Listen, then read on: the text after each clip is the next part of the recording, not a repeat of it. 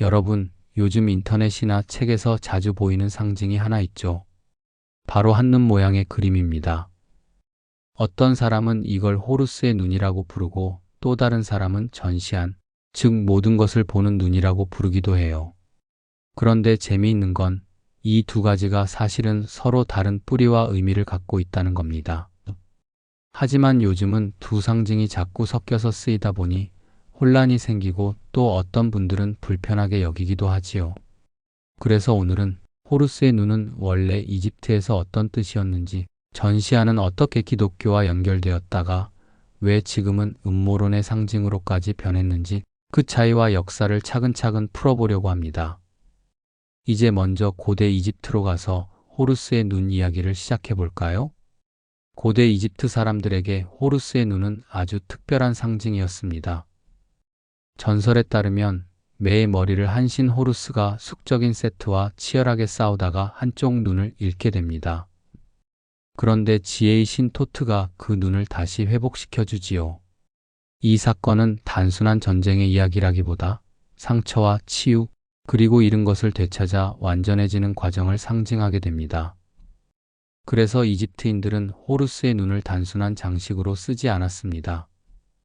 병을 고치고 악령을 물리치고 여행길의 안전을 지켜주는 부적으로 애용했죠. 특히 무덤 속 미라와 함께 넣어두기도 했는데 사후 세계에서 영혼을 지켜준다고 믿었기 때문입니다. 형태도 독특해요. 매의 눈을 본떠서 그린 이 문양은 단순히 예쁜 그림이 아니라 수학적 의미까지 담고 있습니다. 눈의 각 부분이 쪼개져 곡식 단위를 나타내기도 했으니 그야말로 신성함과 실용성이 함께한 상징이었죠.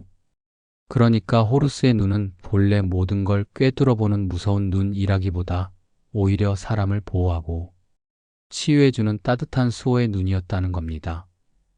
한편 전시안은 기독교 전통 속에서 또 다른 맥락으로 등장합니다. 중세와 르네상스 시대의 성당 벽화나 성화에서 삼각형 안에 그려진 눈을 본 적 있으실 겁니다. 이건 하나님이 세상을 언제나 굽어보며 모든 것을 꿰뚫어 아신다는 상징이었죠. 즉, 믿는 이들에게는 위로와 경계의 표시였습니다. 하나님께서 늘 지켜보고 계신다는 의미였던 겁니다. 그런데 시간이 흐르면서 이 상징은 다른 의미로도 쓰이기 시작했습니다. 대표적으로 미국의 1달러 지폐에 있는 피라미드 위의 눈, 바로 전시안입니다. 미국의 대인장, 1782년에 확정된 미국 국세 뒷면에 미완성 피라미드와 전시안이 들어갔습니다. 원래 의미는 신이 새로운 국가를 지지한다는 것이었지만 이게 달러 지폐에 들어가면서 비밀 조직의 상징이라는 오해를 낳게 되었지요. 18세기 말부터는 음모론자들이 이 둘을 엮기 시작했습니다.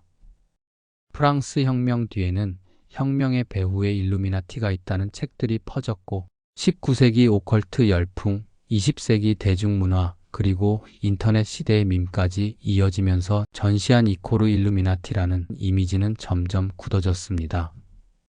역사적 사실보다는 이야기의 힘이 더 크게 작용한 결과였죠. 여러분이 흔히 듣는 그 일루미나티라는 말, 도대체 정체가 뭘까요? 또 왜 전시안, 그러니까 피라미드 꼭대기의 눈 모양이 사탄의 상징으로까지 불리게 된 걸까요? 1776년 독일 바이에른의 대학 교수였던 아담 바이스 하우프트가 지식인들과 함께 만든 작은 비밀 결사 모임이 바로 바이에른 일루미나티입니다. 그들의 목표는 단순했습니다. 왕과 교회의 권위에 눌리지 않고 계몽주의 정신, 즉 합리적 사고, 사회개혁, 인간의 자유를 지켜내자는 것이었죠. 구성원도 교수, 법률가, 공무원 같은 지식층이 많았습니다. 그런데 이런 사상은 당시 권력자들에게는 위협이었어요. 결국 바이에른 정부는 1780년대에 비밀결사 금지령을 내리고 일루미나티는 공식적으로 해체됩니다. 기록상으로는 여기서 끝났죠. 하지만 흥미로운 건 여기서부터 시작된 이야기입니다. 프랑스 혁명이 터진 뒤 보수 진영과 교회 쪽에서는 혁명을 두려워했어요. 그래서 혁명을 비밀 결사의 음모로 몰기 시작했습니다. 일루미나티가 배후에서 조종했다. 신을 거부하는 무신론 집단이다. 심지어 사탄을 섬긴다. 이런 이야기가 책과 설교를 통해 널리 퍼졌죠. 실제 증거는 없었지만 대중은 그런 이야기에 쉽게 휩쓸렸습니다. 이런 사탄 숭배 프레임에는 사실 전통이 있습니다. 더 거슬러 올라가면 14세기 템플 기사단 재판이 그 출발점이에요. 당시 프랑스 왕 필립 4세는 기사단의 막대한 재산을 노리고 그들을 체포했는데 고문 끝에 나온 자백 속에 낯선 이름 하나가 등장했습니다. 바로 바포메트라는 단어죠. 하지만 묘사는 제각각이었고 실체는 불분명했습니다. 어떤 학자들은 이 말이 무함마드를 변형한 것일 뿐이라고도 해석합니다. 어쨌든 기사단은 이단 악마 숭배 집단으로 몰려 결국 해체됐습니다. 그 후 세월이 흘러 19세기에 이르러 프랑스의 오컬트 작가 엘리파스 레비가 바포메트를 새롭게 그려냅니다. 염소 머리의 남성과 여성, 빛과 어둠이 결합된 형상, 한 손에는 분리하라, 다른 손에는 결합하라 라는 문구가 새겨진 독특한 상징 말입니다. 레비에게 바포메트는 악마라기보다 서로 다른 것을 조화시키는 철학적 도상이었습니다. 하지만 그림은 워낙 강렬해서 이후 사람들의 상상 속에 악마의 형상으로 각인되고 말았죠. 20세기에는 안톤 라베이가 세운 사탄교회가 이 이미지를 적극 활용합니다. 염소 머리와 여고각형, 바로 우리가 떠올리는 사탄의 문장이 이때 대중적으로 굳어진 겁니다.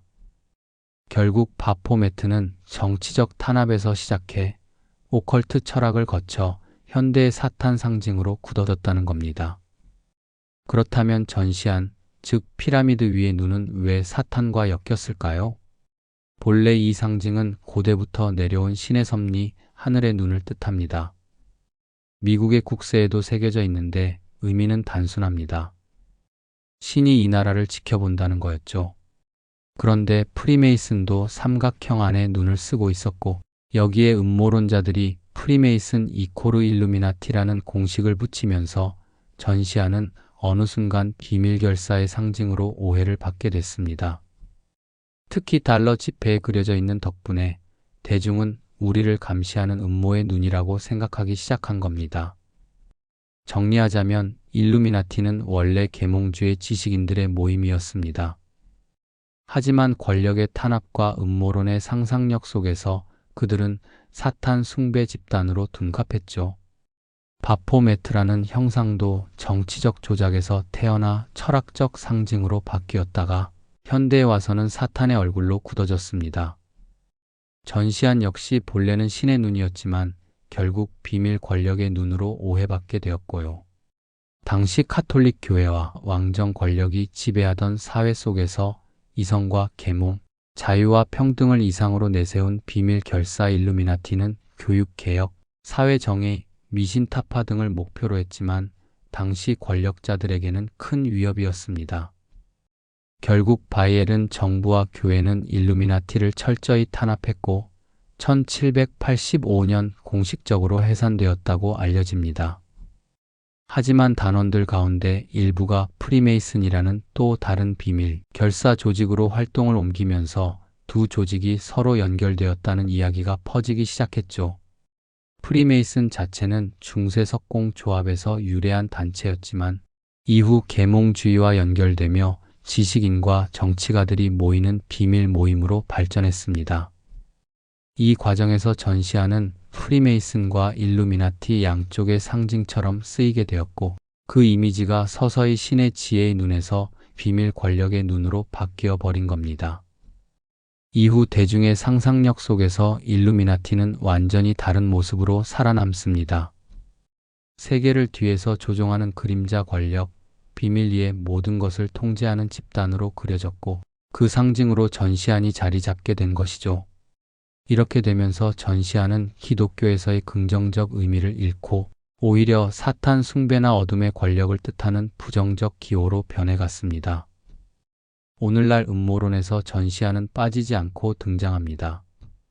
정치, 금융, 연애 산업까지 일루미나티가 조종한다는 이야기에 항상 이 눈이 등장하는 이유가 여기에 있습니다. 거기에 더해 요즘은 일부 기독교 지도자들까지 이 음모론의 가세에 부추기고 있지요. 이 과정을 보면 알 수 있습니다. 역사 속 상징들은 언제나 권력과 두려움, 그리고 인간의 상상력이 뒤섞여 새로운 의미를 덧입게 된다는 사실 말이죠. 정리하자면 호루스의 눈은 고대 이집트에서 치유와 보호의 상징, 전시하는 기독교에서 하나님의 전지성을 나타내던 상징이 일루미나티와 프리메이슨을 거치면서 현대에는 비밀 권력과 사탄 숭배의 상징으로까지 변해온 것입니다. 여러분도 한번 떠올려 보세요. 어디선가 이 눈 모양을 본 적 있지 않으신가요? 영화, 음악, 패션 속에서도 심심치 않게 등장합니다. 이제는 단순히 멋있는 문양이 아니라 그 뒤에 숨은 긴 역사와 변천 과정을 함께 떠올릴 수 있겠지요. 결국 중요한 건 상징 자체보다 우리가 그것을 어떻게 해석하고 바라보느냐에 달려 있다는 사실입니다.